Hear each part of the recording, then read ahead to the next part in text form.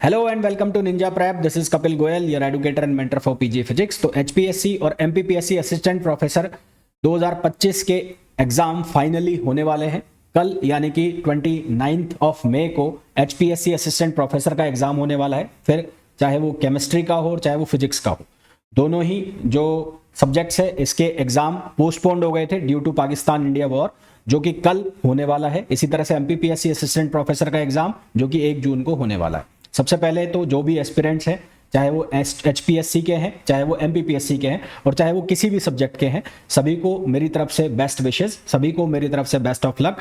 आपने जो मेहनत की है, आपने जो पढ़ाई की है, उस पढ़ाई को लेकर आप एग्जाम में जाइए। बहुत ही ठंडे दिमाग से जाइए, बहुत पेशेंस के साथ जाइए, बहुत ज़्यादा अपने कॉन्फिडेंस को लूज नहीं करना है। आपने जो पढ़ाई की है, बहुत अच्छी पढ़ाई की है और वो पढ़ाई का फल आपको डेफिनेटली मिलेगा। बस काम रहना है और पेशेंस के साथ एग्जाम को परफॉर्म करना है। थोड़ा सा कई स्टूडेंट्स का मैसेज आया था, कई स्टूडेंट्स के कमेंट्स भी आए थे कि पेपर किस तरह से अटेम्प्ट करना है। तो हालांकि आप लोग सभी वेल क्वालिफाइड स्टूडेंट हैं, सभी पोस्ट ग्रेजुएट स्टूडेंट हैं, काफ़ी सारे students post doc student, doctorate वाले स्टूडेंट्स भी होंगे। आप लोग मेरे से ज़्यादा बेहतर जानते होंगे कि किस तरह से एग्जाम को परफॉर्म करना होता है।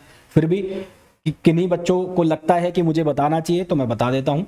देखो, जब आप एग्जाम हॉल में जाएं तो सबसे पहले तो आपको बहुत ही कूल एंड काम रहना है, बहुत ज़्यादा एक्साइटमेंट में नहीं आना है, ठीक है। जब आप आपको एग्जाम पेपर जब डिस्ट्रीब्यूट हो जाए, पेपर जब आपको मिल जाए और आपको बोल दिया जाए कि इसे आप ओपन कर लीजिए, तो ओपन करते ही उसको टूट के नहीं पढ़ना है, उसको करना स्टार्ट नहीं कर देना है ना। ऐसा बहुत सारे बच्चा करते हैं कि पेपर हाथ में आया और उसको करना स्टार्ट कर देते हैं।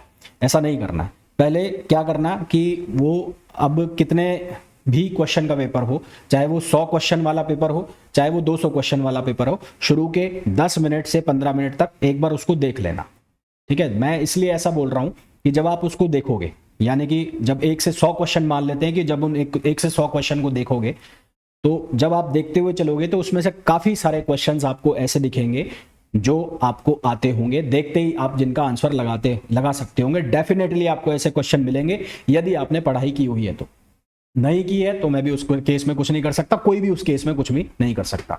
आपने पढ़ाई की हुई है, डेफिनेटली आपको अगर 100 क्वेश्चन का पेपर है तो डेफिनेटली आपको 20 से 25 क्वेश्चन ऐसे मिलेंगे जिनको आप देखते ही आंसर लगा सकते हैं।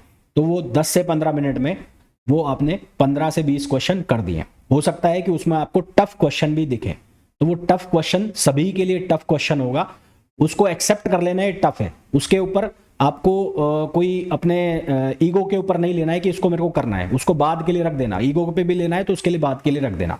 तो शुरू के 10 से 15 मिनट में जो आपने पेपर को एक बार देखा, मैं 100 क्वेश्चन वाले पेपर की बात कर रहा हूं, तो उसमें आपने 15 से 20 क्वेश्चन मैक्सिमम मान लेते, 20 क्वेश्चन आपने कर दिए। अगर आपने पढ़ाई की हो तो 20-25 क्वेश्चन आपको मिल जाएंगे, डेफिनेटली मिलेंगे ऐसे, ठीक है।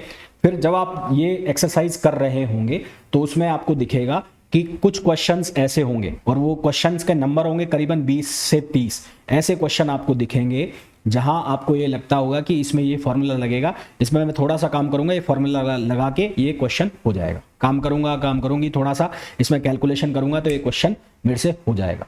तो सेकंड अटेम्प्ट में, मतलब जब आपने पहले वो क्वेश्चन कर लिए, सेकंड अटेम्प्ट में क्या करना है, आपने जो क्वेश्चन वो देखे थे कि हाँ ये क्वेश्चन मेरे से हो सकते हैं, तो वो क्वेश्चन आपको करना है, ठीक है। ऐसा करोगे तो आप देखोगे कि लगभग आधे घंटे बाद, 1 घंटे बाद, जो भी आपकी स्पीड होगी उस स्पीड के अकॉर्डिंग आप देखोगे कि आप लगभग 40-50 के आसपास क्वेश्चन कर चुके हो, ठीक है।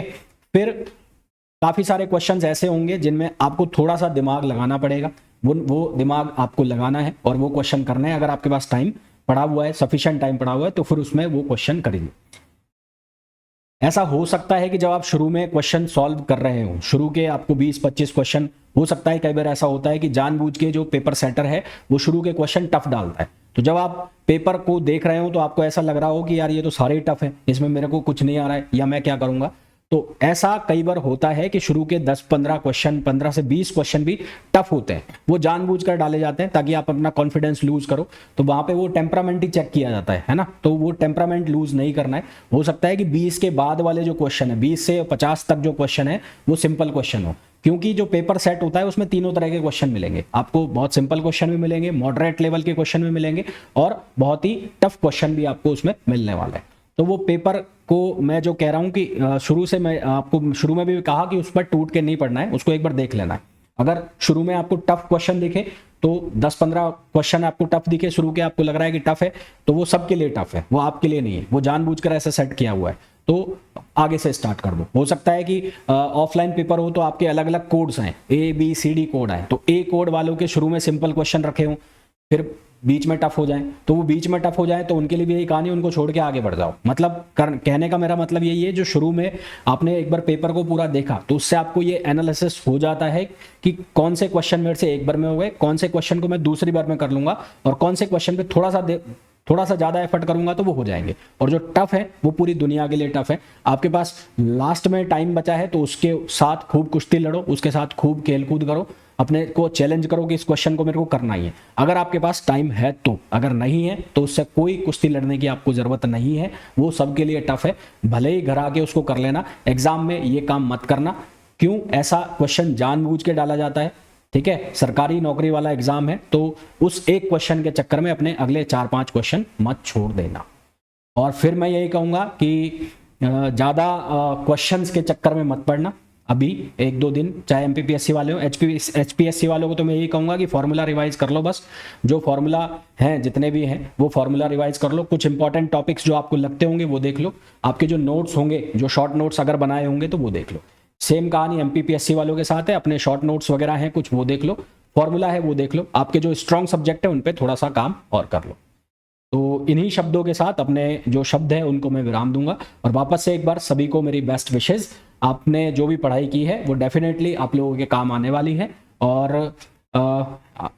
आखिरी में वापस से एक बार सभी को मेरी तरफ से best wishes and best of luck, और मिलते हैं कल पेपर एनालिसिस के साथ।